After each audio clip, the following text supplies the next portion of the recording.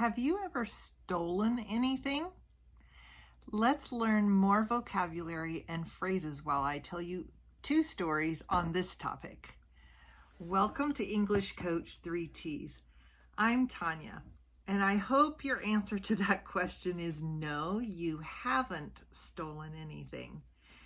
So you may have already guessed that by answering this question or asking similar questions, you can practice the present perfect. And there's so much more you can learn just by listening to these real stories. So the first one I want to share with you is an answer to this question. I would have to say, yes, I have stolen something, but other people would disagree with me. You listen to the story and tell me what you think. When I was a child, we were shopping in a grocery store with my mother and my older brother, at least. I'm not sure if my younger brother was there or born yet, but we were in the produce aisle.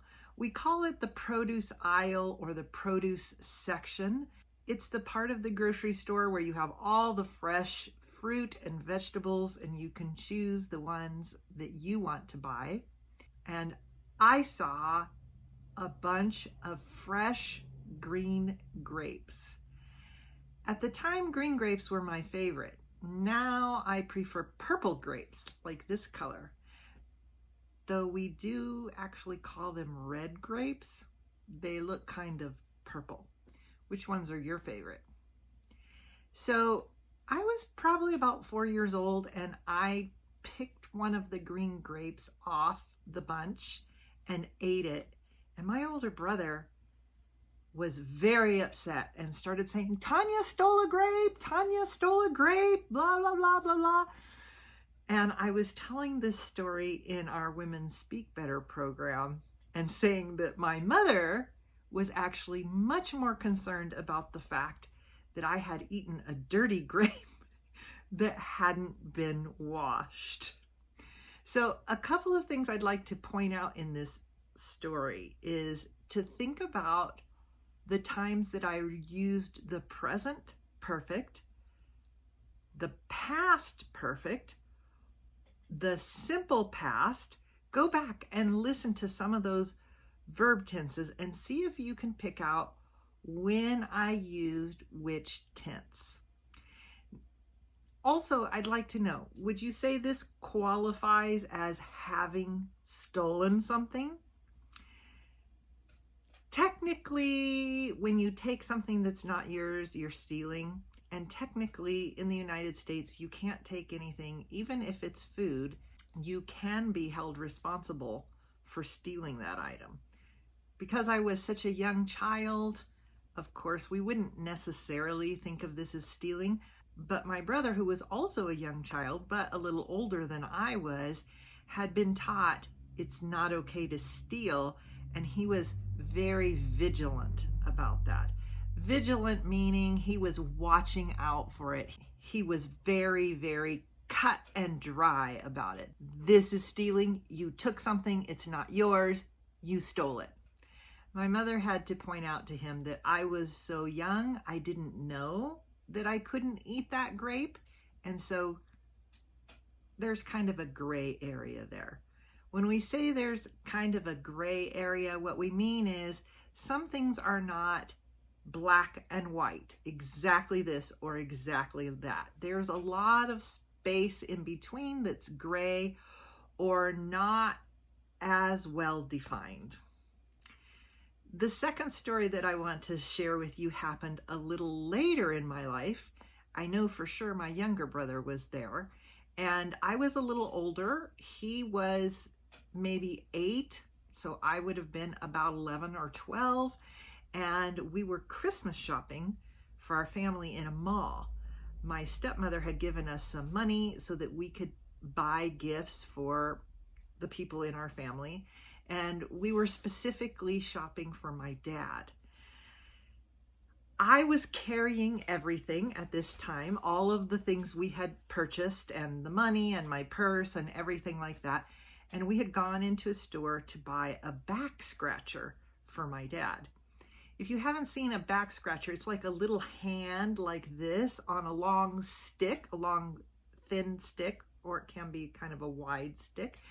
And you can use it to scratch your own back. And the one we had found for my dad was wooden, meaning it was made out of wood. And it had a little loop, a little string that was in a loop on it, so you could hold it and they could hang it up in the store, or you could hang it up at your home. And I had put that little loop around my finger while I was carrying all of these things. The way I remember this is that my younger brother was not carrying anything. But of course, we all have different perspectives on a story, meaning that some people see it from this direction, other people see it from that direction. Some people remember it in different ways.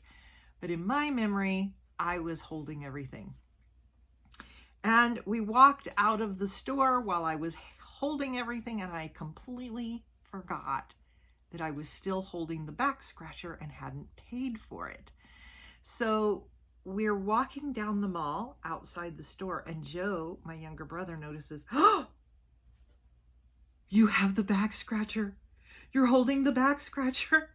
It's not in a bag," which would show that I had purchased it, I had paid for it.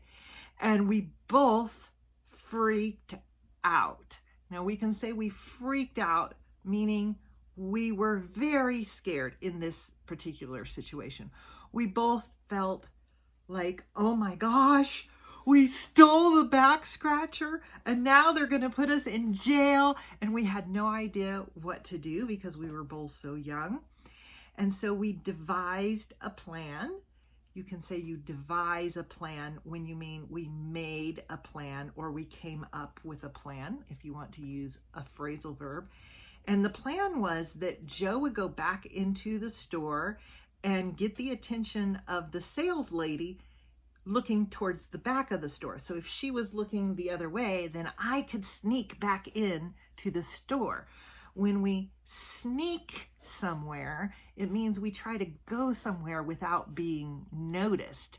And so I would sneak back into the store, and you would think that the plan would be that I would then go up to the register where you pay to pay for the back scratcher.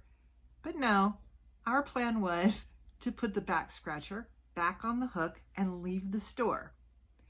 And then, for some reason, we had to have a more elaborate plan.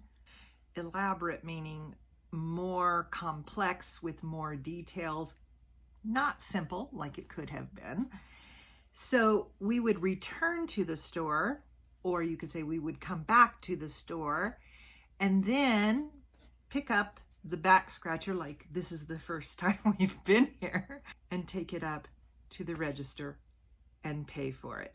When we were sharing these stories in our Zoom class, someone said something similar to the phrase, "I would die of a guilty conscience." This is exactly what happened for Joe and I. A guilty conscience just means you're aware that you did something wrong. And so obviously we wouldn't actually die of that, but this is a common phrase to say, I would die of a guilty conscience. I would never steal anything because I would die of a guilty conscience. What is something else you would never do because you would die of a guilty conscience? Let me know in the comments below. Let's talk about the bonus phrase I used in this video, cut and dried. When something is cut and dried, it's very, very clear. There's no question about it. We can say something is cut and dried, like my brother was very cut and dried about the fact that I had stolen something. I took it, therefore it's clear that I stole it. Or we can say something is not cut and dried if, for instance, you're taking a class or watching something that describes something and the person says, this thing is not very cut and dried. What they mean is it's just not clear. It's not simple and easy to describe. See if you can use this bonus phrase in an example. Write it in the comments and I'll talk to you there. If listening to stories and learning English at the same time is something you enjoy, be sure to give us a thumbs up and don't forget to subscribe, as well as share this video with someone you know who's learning English. If you're ready to learn more with real stories like these, check out this video. I'll see you there. And take it up. Elaborate meaning more, what does elaborate mean?